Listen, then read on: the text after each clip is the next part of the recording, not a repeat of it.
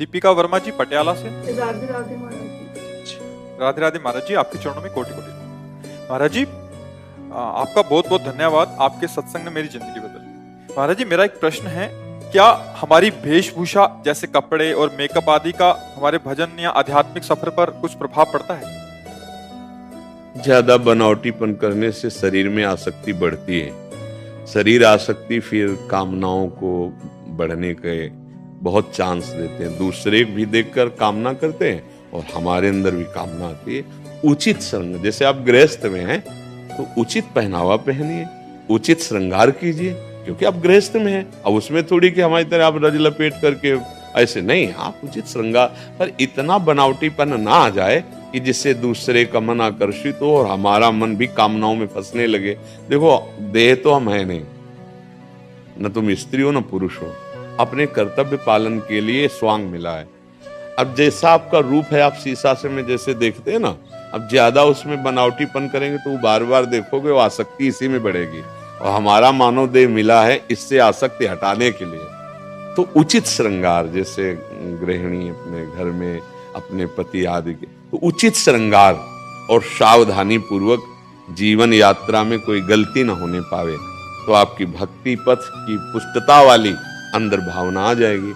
अच्छा, जैसे बहुत है बाहरी श्रृंगार, तो उसमें कहीं ना कहीं हमारी कामना होती है कि हमारा शरीर सुंदर दिखे, और उस कामना के अंदर फिर कोई न कोई वासना, तृष्णा, स्पृहा, इच्छाएं ये राज्य करती है।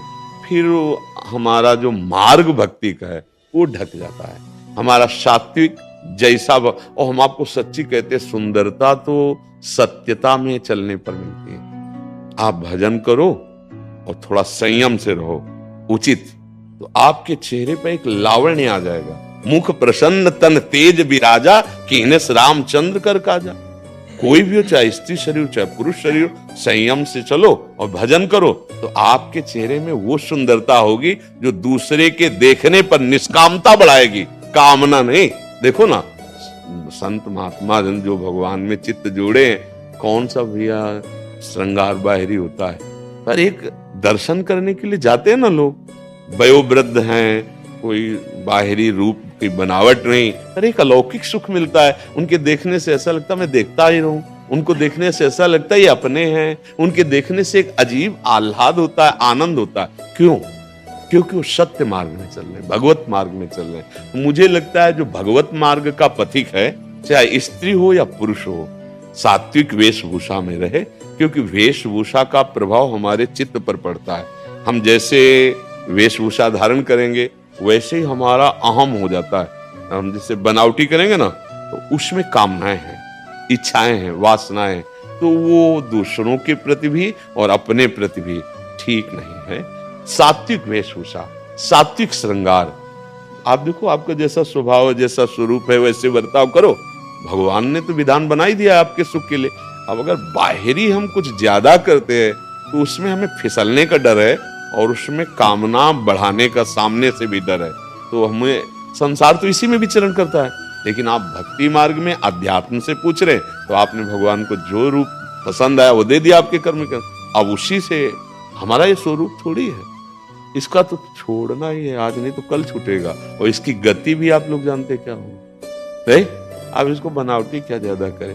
बढ़िया सुंदरता लगेगी जब देखो माई सुंदरता की सीमा, राधा राधा राधा रटोगे तो आपके नेत्र सुंदर हो जाएंगे, आपकी वाणी सुंदर हो, आपके विचार सुंदर हो जाएंगे, आपको देखने में अच्छा लगेगा। और वो अच्छा लगना निष्काम होगा, वो गंदी वृत्ति नहीं पैदा करेगा। अच्छा, बनावट जैसे बाहर की जाती है, तो बाहर की बनावट में अपने अंदर भी अहमता पुष्ट होती है और वो दूसरे के अंदर भी कामना प्रकट करने वाला बनता है। तो जहां पूछा है, अध्यात्म मार्ग का यह मंच है, इसलिए हमें लगता है उचित श्रृंगार जैसे माताओं बहनों के लिए है, तो उचित श्रृंगार अपने धर्म की सीमा के अंतर्गत, फिर मंगल में कोई परेशानी नहीं। हमें दूसरे के दिखाने की भावना नहीं होनी चाहिए।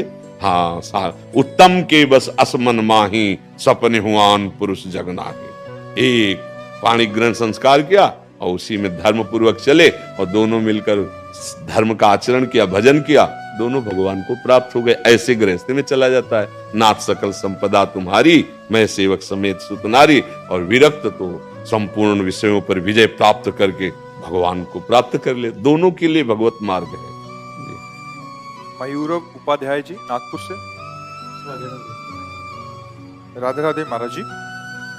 महाराज जी, मैं बदलना चाहता हूँ पर बदल नहीं पाता। मैं बहुत कुछ करना चाहता हूँ पर कुछ कर नहीं पाता। मुझसे सुबह उठा नहीं जाता, मोबाइल छोड़ नहीं सकता। मैं छोटे छोटे संकल्प भी पूरे नहीं कर पाता। मैंने अपनी पूरी जिंदगी बस सपनों में ही गुजार दी। तो यार जिंदगी भी अभी कितनी व्यतीत की है अभी तो विश्वास उठ चुका है। हाँ, अभी तो बच्चे हो, सही मार्ग नहीं मिला इसलिए विचलित हो रहे हो। अभी तो बच्चा, आप अपने जीवन को उन्नतिशील बना सकते हो, बदल सकते हो, जो चाहोगे वो बन सकते हो। अभी नई अवस्था है ना। हाँ, ये कुछ कमियां हैं आपके अंदर जिनके कारण आपको ऐसा मन चिंतन कराने लगा, बुद्धि ऐसा निश्चय करने लगी। अगर उन कमियों को दूर किया जाए और बुद्धि पवित्र हो जाए तो अभी आपको आनंद मिलने लगेगा। समझ रहे? आप जानते हैं आपके अंदर जो कमियां है ना, हाँ, उनको छोड़ दीजिए। ये गंदी बातें, ये गंदे आचरण आपको गिरा देंगे। देखो, गिरी तो गए, आप कैसे निराश बोल रहे हो? अभी क्या हो, बच्चा हो। अभी ये अवस्था तो जिस दर जाना चाहो उधर के लिए आत्मबल पुष्ट होना चाहिए।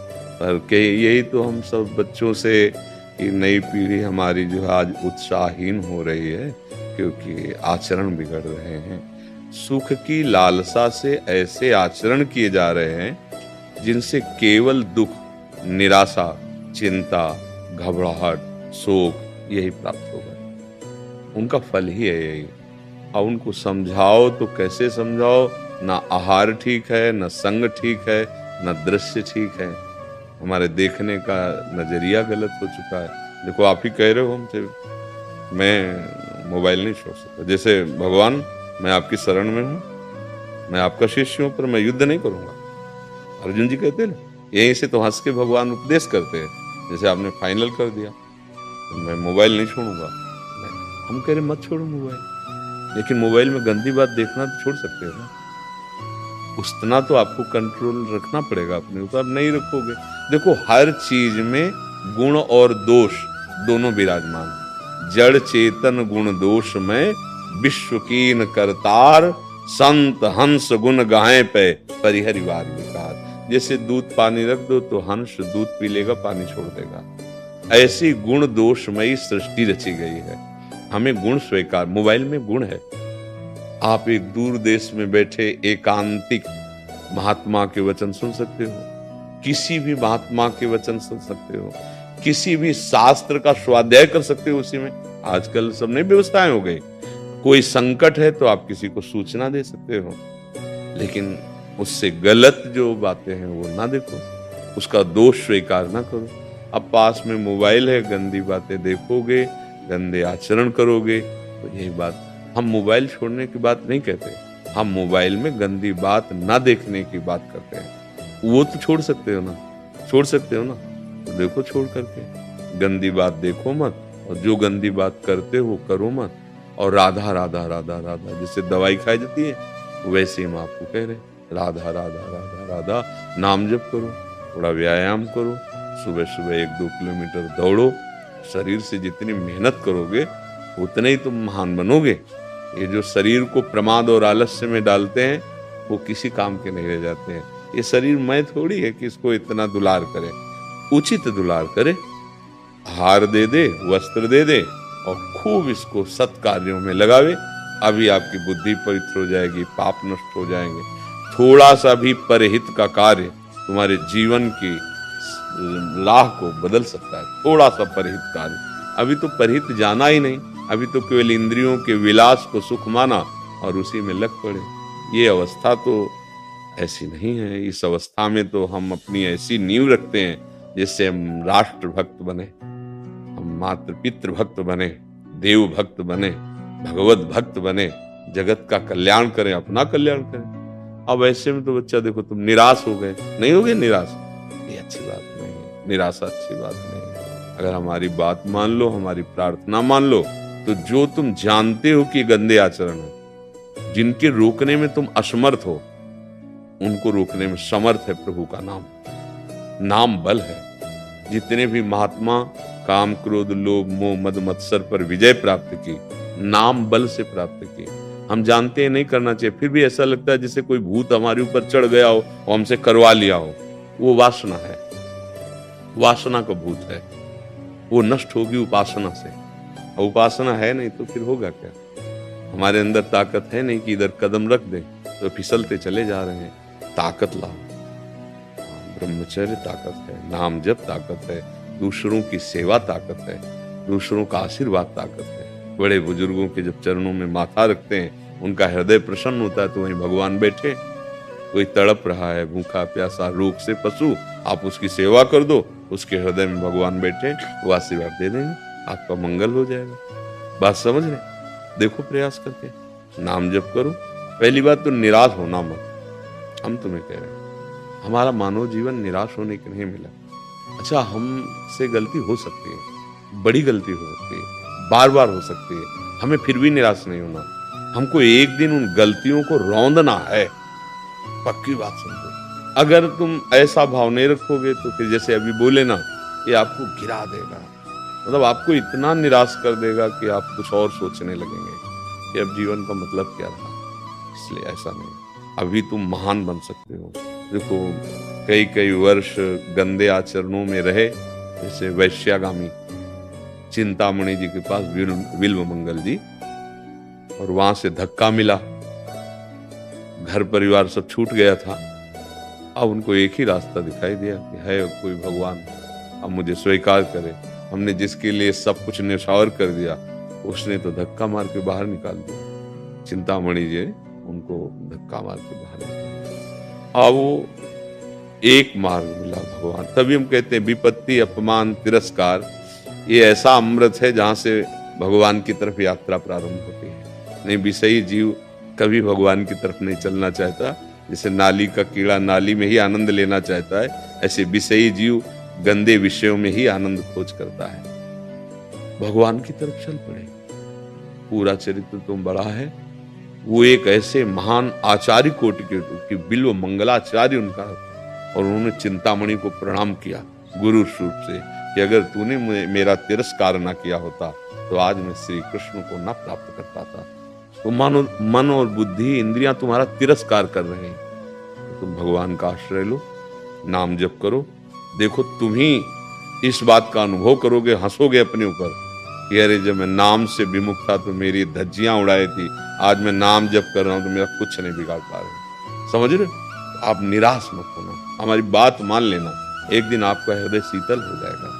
मनुष्य जीवन व्यर्थ नहीं किया जाता बच्चा, बहुत कीमती। देवता तरसते हैं इस जीवन के लिए कि अगर ये जीवन मिल जाए तो मैं साधना और भजन करके ऐसे उत्तम गति को प्राप्त हो। कोई देव गति, कोई उत्तम गति थोड़ी है। वहां भी भोग विलासिता है, बाद में पुण्य क्षीण होने पर ये मृत्यु लोक में आ जाना पड़ता है। पुण्य क्षीणे मृत्यु लोक के विसंति। ठीक है ना? धैर्यवान, नाम जप, जो तुम गंदी आदतें जानते हो उनको छोड़ने का प्रयास करो। अगर फिर गलती हो जाए तो निराश मत होना। दवा खा रहे हो, राधा राधा राधा राधा, बल मिलेगा। ये जैसे हम आपसे सत्संग कर रहे हैं ना, आपको बल मिल रहा है। अब आप देखना, अगर हमारी बात पे चलोगे तो आपको लगेगा कि जैसे कोई जबरदस्ती हमसे करवा रहा था, ऐसे कोई जबरदस्ती हमको बचा रहा है। भगवान की कृपा, भक्तों की कृपा अमोघ होती है। महत् संगस्तु दुर्लभो दुर्गमो रामोघस्य।